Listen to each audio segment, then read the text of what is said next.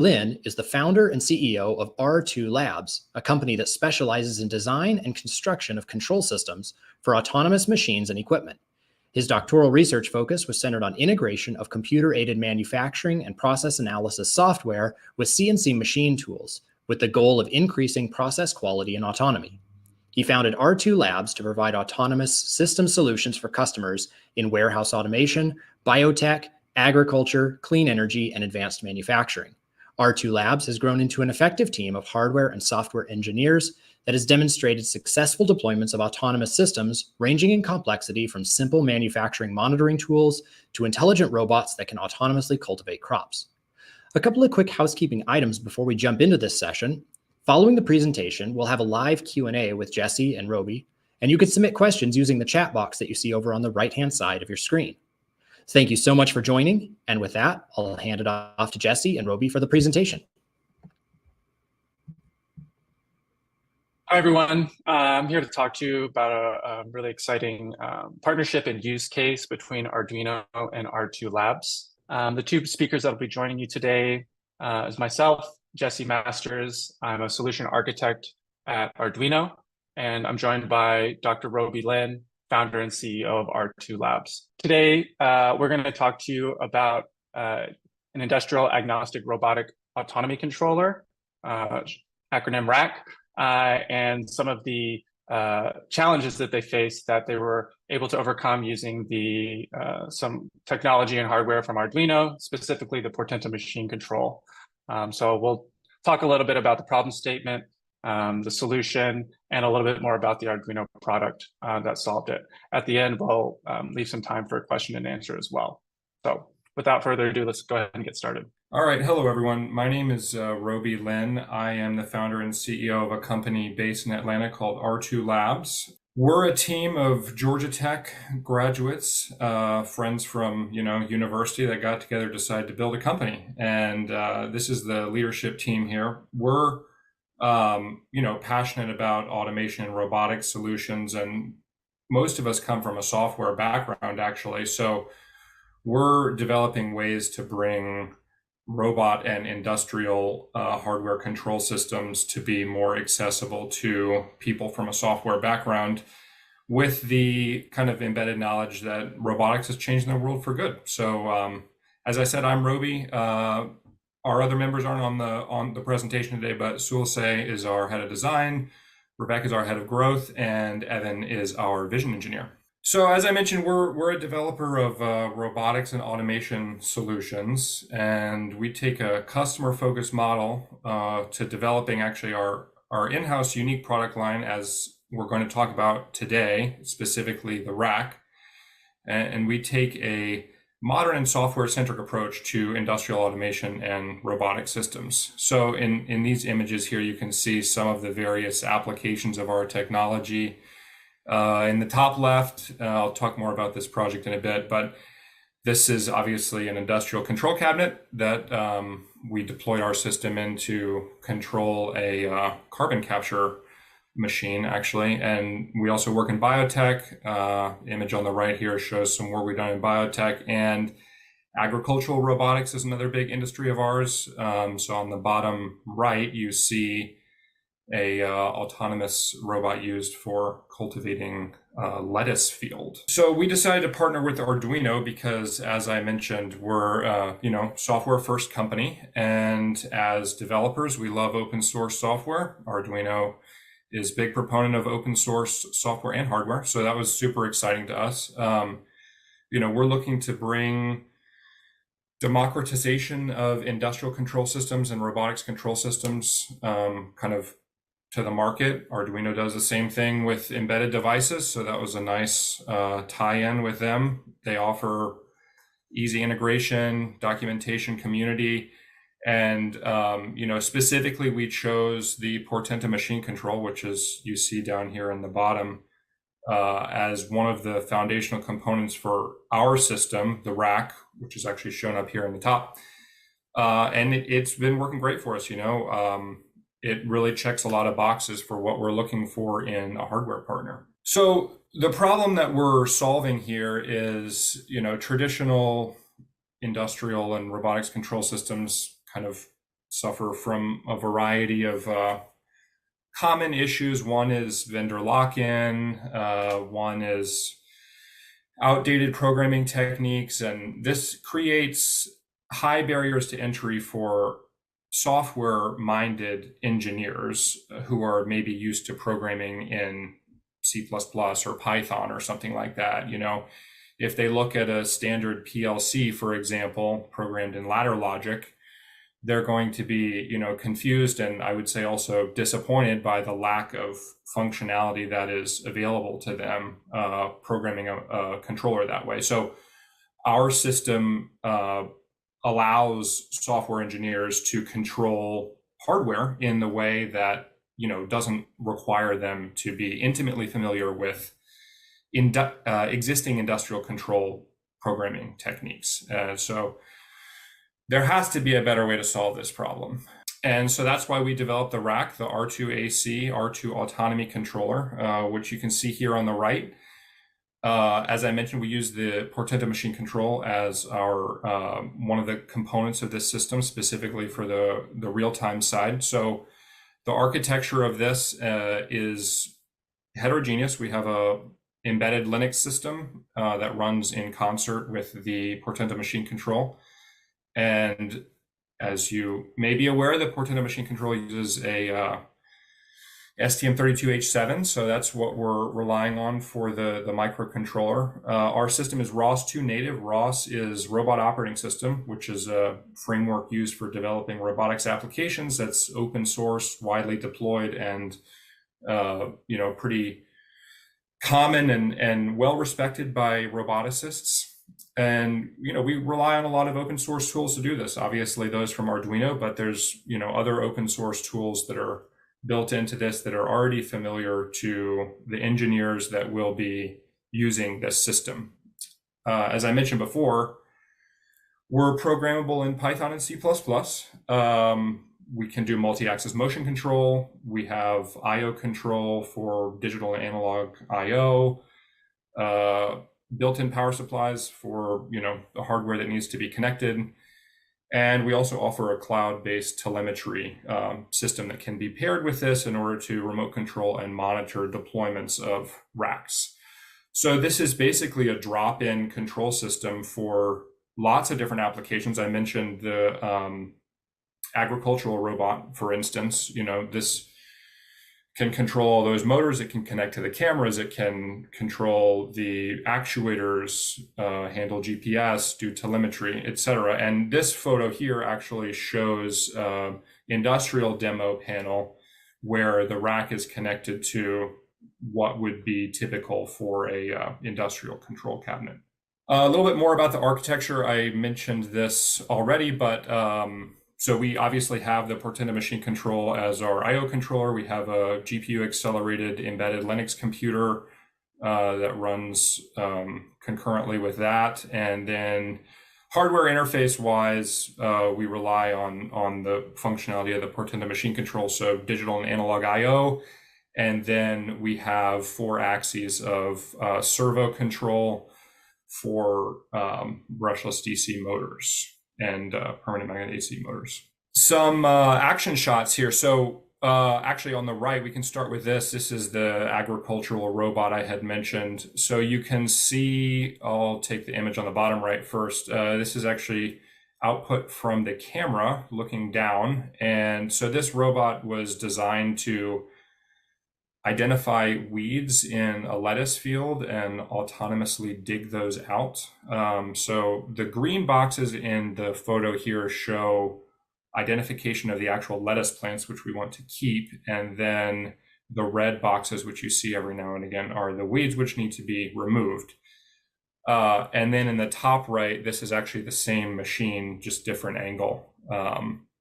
Mechanically removing those weeds from the field and leaving the healthy lettuce plants behind. Now, this actually can also thin the lettuce plants. So if there are seedlings that didn't, you know, do well and we only want to keep the healthy ones, then we can remove some of the smaller ones using the same vision model that we have here to identify what to keep, what to dig up.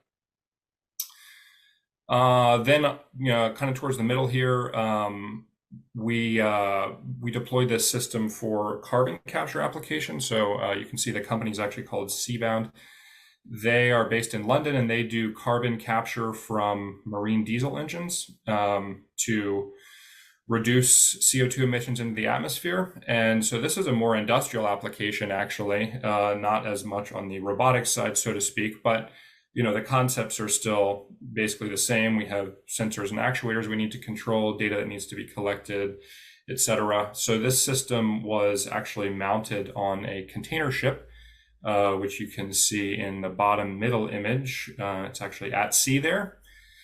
And study for this was super successful. We were able to capture CO2, and the ship owner was quite happy about that. So here on the left, bottom left, is a screenshot of the telemetry and UI that I mentioned that comes with the rack. This one was customized for the carbon capture system specifically. So the image is kind of small, so maybe you can't read the text, but basically reporting temperatures, carbon capture rate, that type of thing. Those are, two exciting projects, but, we also work in a range of different industries, manufacturing, also manufacturing automation, biotech. We have a big customer in warehouse automation as well for autonomous mobile robots. So our system is really applicable to quite a wide range of applications. And the list goes on and on. So that sums up the rack use case, and now we will get a bit more into the hardware of the Portenta Machine Control itself. Thanks, Roby. Really fascinating use case there. Now I'm going to take a few minutes and talk a little bit more about the Arduino technology powering this, specifically about some more information about the Portenta Machine Control. So the Portenta Machine Control is can be viewed as a number of things. It's some users might look at it as a soft PLC or a smart PLC, but it really does. It is a finished product, ready to be installed in a finished solutions as the one we just saw. So you can see a lot of the product benefits that the Portenta Machine Control offers as one of the lead finished good products of the Arduino Pro product line. At the top of the list, shorter time to market. Again, being wrapped in industrial grade protection, and with the DIN mount rail accessibility, you're able to easily attach this from a hardware perspective, and as well as program it with the same Arduino IDE that customers know and love today. As you can see on the right side, there's a huge amount of connectivity, I/O, and it's very easy to be able to connect, prototype, and deploy with this same solution. So again, really speaking to that shorter time to market. So we can go ahead and sort of quickly run through a lot of the exposed I/O and what they can do, and maybe a little bit we can talk a little bit about, again, where those map onto the use case that we have today. But starting from the top left, 8 digital inputs, then 8 digital outputs. These are all 0 to 24 volt programmable digital I/O. So that adds a lot of flexibility. Continuing down the left side, we have additional programmable I/O, so you're able to choose either inputs or outputs for that. So really adding a huge number of ability to add I/O. On the bottom left, we have encoder inputs for reading motor inputs.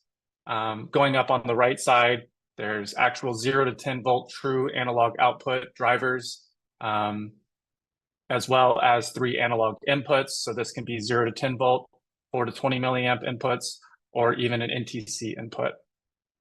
Beyond that, we have specific analog inputs for reading temperature probes or thermocouples, J-type, K-type, or PT100. Moving on beyond that, we start intersecting with some of our communication protocols. So there's a CAN bus with integrated front end on it, RS-485, 232, 422, as well as 24-volt DC power on the top. Going down the middle, you have USB-A host support, you have an Ethernet port, USB micro for programming, as well as I2C in the sort of the bottom middle there, as well as Wi-Fi and Bluetooth. So really a huge amount of connectivity and I/O that is really easy to bolt into whatever application that you need to drive that short time to market, but really expose a lot of functionality that you need. So digging into a little bit more of a few more of the specifications, as Roby mentioned, this device is powered by the STM32H747. So this is a extremely high power microcontroller with dual core capabilities, meaning you can program a Cortex M7 and a Cortex M4 for those real-time applications where perhaps you need to run connectivity on one core and run some real-time data collection on the other. This is a SOM that's available through Arduino, but the Portenta Machine Control, again, turns what we offer as a SOM into a finished product that enables that time to market. Everything else here, I sort of touched on the diagram before, lots of digital I/O, CAN bus, RS-485, a small form factor, -40 to 85C. This is a product in the Arduino Pro portfolio, so these are industrial rated and ready to be deployed on chips in agricultural and industrial segments, as we just heard about. The connector types are push terminals, so it's quite easy to connect them and either develop or deploy a solution. This is just another simple block diagram overview of all of the components, the components that make up the Portenta Machine Control. Some notable blocks here is a real-time clock available on there. So if there are high-speed timing requirements, specific timing requirements for your application, the real-time clock can enable that. And everything else, again, we sort of touched on before, but this combination of Ethernet, CAN bus, I2C, it really unlocks a huge number of different use cases that you can attack with Portenta Machine Control. One thing I wanted to touch on, is the ability with both the Portenta Machine Control and the micro PLC we offer, the Opta, is the ability to program this with IEC 61131 languages, ladder logic, structured text. You have that ability for audiences that are maybe more controls focused. There is the ability and software that's available to do that. So it's, that's a design choice that customers make at the beginning when starting with the Portenta Machine Control, is either to go the C++ traditional Arduino route or step into the PLC IDE world, which we display here. So it's a full-featured IDE with ladder logic, debug functions, as well as the ability to actually program the secondary core with C++. So a really interesting alternative for folks that may come with more of an industrial interest with using the Portenta Machine Control or the Opta. So this is just a quick, I did mention in the previous slide, it is possible, again, to program the device with IEC 61131 languages using the PLC IDE, and then in the secondary core, connect a ladder program to the cloud. So there's a really interesting use case that is unlocked by either the Opta or the Portenta Machine Control, and being able to, again, say, route an analog sensor via PLC IDE to the cloud. So really exciting feature that we're excited to show. So, and one more time, again, we're just highlighting a lot of the different functionality that we have here. There's the combinations and the different use cases that are unlocked by all of this functionality is really up to the user and the imagination. I really think that all of this different I/O makes use cases like R2 Labs, their ability to address so many different verticals with the same product is enabled by having hardware flexibility at this level. So just the value of having all of this I/O is really hard to quantify, but really, really powerful. So with all of that said, I think that wraps up the sort of product overview.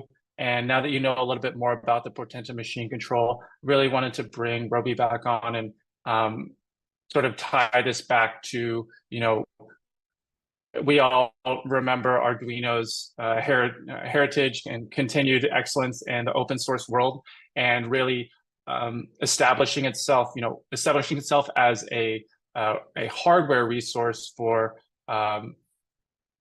many folks that aren't necessarily electrical engineers. So, be it software engineers who still need to use hardware, but they want to use it with something that's open source, something that's easy to use and easy to deploy. So maybe Roby, you can talk a little bit about the perfect marriage between R2 and Arduino and how that really mapped onto the problem that you guys were trying to solve.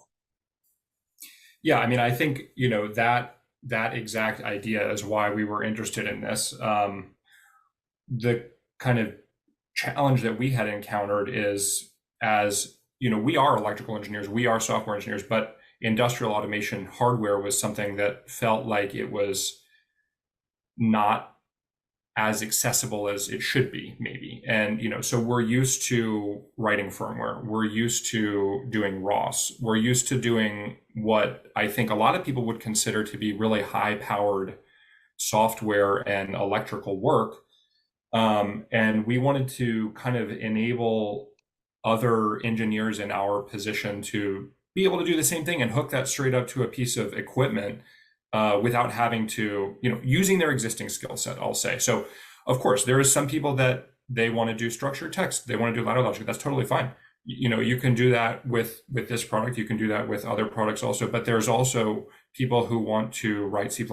They want to do real-time programming. They want to do Python and all those types of things that maybe aren't as accessible on traditional hardware. So, Jesse, Arduino's idea of democratizing electronics, I think we're kind of augmenting that and maybe taking it one step further to democratize automation and robotics, industrial grade equipment. Great. Fantastic. Well, thank you so much, Roby, for joining us. I think this about concludes our presentation, and I believe we're going to open it up for some Q&A after this. So thank you guys, and we'll see you in the chat. And thank you very much to Roby and Jesse. We do have quite a few questions coming in from the audience. And just as a reminder, you can use the chat box that's over on the right-hand side of your screen to continue asking questions, and we'll address them as they come in. So are you two ready to answer some questions? Yes, we are. Yeah, we are. Perfect. All right, well, for the first question, I think this is going to be an R2 Labs specific question. It says, is R2 Labs available to help with custom engineering and integration? And I guess I would expand that to say, if people need support with a deployment, is that appropriate to reach out to the company to ask for support on those custom engineering projects? Yeah, definitely. Actually, that's a big part of our business. And we are, we pride ourselves in working hand in hand with our customers to kind of deliver the solutions that they're looking for. So, it's one thing to sell a product off the shelf and say, okay, well, have fun. But, we like to work with them to develop exactly what they need and make sure it works. So, I mean, the short answer is absolutely yes. And we actually encourage our customers to come to us for any support or even integration needs that they have. All right, and next we have one that's a little bit more focused on the Arduino itself. It says, and I believe this was covered in the presentation, but could probably be reiterated just a little bit for explanation. And it says, what is the IDE used for programming the Portenta Machine Control? Can it be programmed via a PLC-based language IDE? Yeah, that's a really great question, and happy to cover it again. So with the Portenta Machine Control and the Arduino Opta, our two PLC-based products, there's basically two ways you can program it. The first way, and the way that Roby and his team have used it, is the C++. So this is the typical Arduino IDE that is used to program, the Arduino Unos and Megas that everyone knows. So the IDE has been beefed up with extra features so that you can program multiple cores, but it still maintains the simplicity and ease of use that everyone's always known. With regard to the PLC-based IEC 61131 languages, structured text, ladder logic, that is a separate tool chain that's also available for those two products. So on the Arduino website, there's a link to download a PLC IDE, and there's instructions and tutorials on how to set up those devices, where you load a bootloader, and then the PLC IDE is enabled to see that, and you can connect to it, go online with the device, debug it, and the same way that you typically program PLC IDEs. So the answer is the specific Arduino version of the PLC IDE that's available. Thanks. And I'll expand on that just a little bit as well, because I actually have one of the Portenta Machine Controls and the Optas, and a background in PLC programming for many years. And so I've used both of those devices with the PLC IDE successfully. And so, yes, you certainly can program in ladder logic in a way that feels pretty familiar for a control systems, more of a hardware oriented engineer. So back to another question for R2 Labs. Is there an API included with the rack? Can any programmer just boot it up and run it without customizing anything? And do you provide documentation for that API? Yeah, so as I mentioned, we're ROS2 native. The system is ROS2 native. So if you're familiar with ROS2, which some people may or may not be, but roboticists in general, I think, will be, you can publish and subscribe to topics, and just as you would with a normal ROS system. We do provide an HTTP API as well, if that's something that you'd prefer to use. So you could simply plug the rack in, connect whatever sensors you want to, for example, and it will start running, and you can access those sensor readings through an HTTP API with,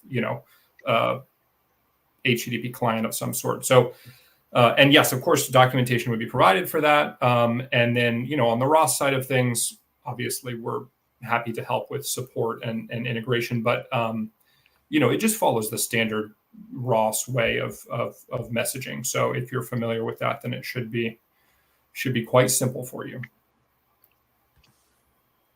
And the next question might be a little bit more Arduino specific, but you may both have some input as far as this question. And so the viewer gives a reference back to hearing a phrase that basically says, why don't they just use an Arduino or two? And maybe hearing that more at a university or a development environment. So he asks, are you finding it easier onboarding, or is there more excitement among younger or new hires as compared to traditional control hardware? And is existing industry interested, or does this tend to see more use from new companies and projects and maybe newer or younger engineers? Yeah, I can maybe take a first crack at that. I think that's a really interesting question. And I think it kind of speaks to sort of the genesis of why Arduino Pro came to be. The business, the product line of Arduino Pro is fairly new relative to the EDU and the maker segments, but was really born out of a demand that was seen in industry. People kept taking maker level products and installing them on the factory floors, and sometimes struggling with them because they weren't sort of industrial rated. So from that perspective, that's sort of exactly why Arduino has moved into this segment. But while still trying to bring the ease of use and open source philosophy to that. So I really think that the products, specifically the Portenta Machine Control and the Opta, are positioned to serve both markets at the same time. That's why we support two separate tool chains. Coming from there are customers and engineers who want to work in C++ and continue to do that and do controls projects using C++. R2 Labs is a great example of that. There are also controls and factories where ladder logic is still the predominant language that's implemented. And I think having the flexibility of a product that can serve both of those is something that's really powerful. I don't think ladder logic is necessarily going away. I think it's really important to have products that, what Arduino is really doing here, I think, is blurring the line between what is a PLC and what's a system on module or a microcontroller. So being able to combine those can really like blur the lines, but I think in a good way. So maybe a controls engineer now could be interested in dipping their toe in C++ because they don't have to get a different piece of hardware. And maybe another person who picks it up could go back to ladder logic and really have that ease of use. So that's my very long-winded answer, and I'm not sure if Roby has anything he wants to add on top of that. Yeah, no, I do think that's a really interesting question, and I mean that is kind of speaks to part of the reason why we also decided to develop our product with the Portenta Machine Control inside, because we're software-minded people, as I said. We're pretty young guys, and so we're used to newer tools, I guess I would say, than traditional hardware. And so following on to that, we have gotten a lot of interest from our customer base is frequently younger engineers, new companies, startups, things like that, people that are wanting to try something new, aren't afraid to take a risk in a way on something that is new in the marketplace. And it's tough. It's tough to go into a legacy manufacturer and say you should replace all of your PLCs with this. I mean, that's not really what we're trying to do here. I think we're trying to bring another solution that is attractive to like the next generation of what we view controls engineers are going to be, if that makes sense. And I'm sure that could be a whole discussion that could keep on going for a long time, but those are great answers to that question. Thank you. So next question, probably going back to the R2 Labs specific, because I think this is a question talking specifically about the RAC, but it says, how do I configure the IO points for my application? Yeah, so we just have a config file. Basically, you can put in whether you want analog voltage, analog current, digital input, digital output. You can name those points. You can set limits for the voltage if you want to have, like, say, above 5 volts, it will alert or something like this. So, typical YAML configuration for those. And that can also be done through the HTTP API if you want to change the configuration that way.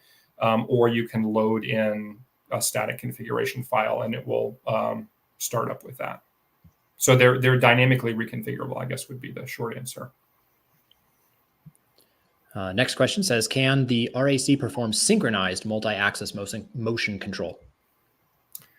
Yep, we have, in this particular example we show, we have 4 servo axes supported, and those can be synchronized position, velocity, camming, as you would a normal motion control system. And you can also define trajectory arrays spaced in time that you send to the different axes. So if you wanted, like, say, X, Y, and Z to follow some arbitrary paths that were dynamically possible, of course, given the acceleration velocity limits of the axes, then load in a trajectory and it would just trace along that like you would with a cam tool or something.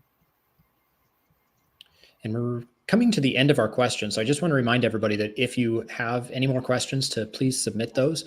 But here, this last one, I guess kind of goes back sort of to the very first question we asked about, which was engineering support, but this one's more after the fact. So as the implementation, after the project has been implemented, is there still support provided after that?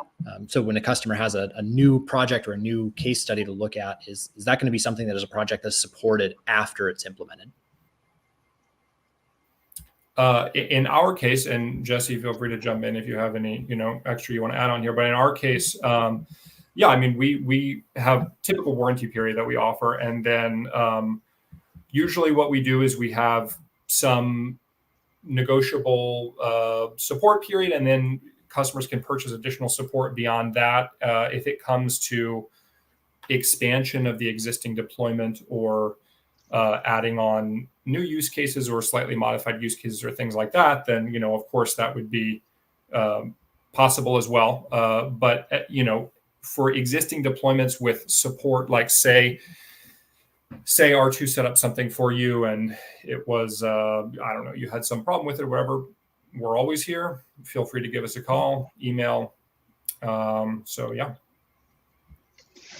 Yeah. I mean, from my perspective, specifically with R2, we continue to support our partners, and from an Arduino product standpoint, specifically with any other solutions. That's definitely one of the differentiators between the Arduino Pro and the rest is enterprise level support. So myself and my team provide deep technical support for any users or customers that are deploying. So happy to have a conversation about any new use cases that someone has with Arduino technologies. So please reach out. All right, it looks like we've covered all the audience questions for now. So thank you very much again to Jesse and Roby for that excellent presentation and a great discussion during this Q&A. It was a pleasure working with both of you today. Thank you very much. Glad to be here. And before we wrap up, I would like to announce our giveaway winners for this session. 2 winners will receive an event t-shirt and a 6-in-1 multi-use screwdriver courtesy of Mauser Electronics. Congratulations to Diego Arcienega and Angus McLellan. We'll be in touch with you after the event to ensure that we have the information that we need to send you your giveaway packages. Folks, please be sure to check out the other live sessions that are happening today. We encourage you to visit Arduino's booth page where you can browse and access their other content. We thank you for your time, and we look forward to seeing you at another live session again sometime soon.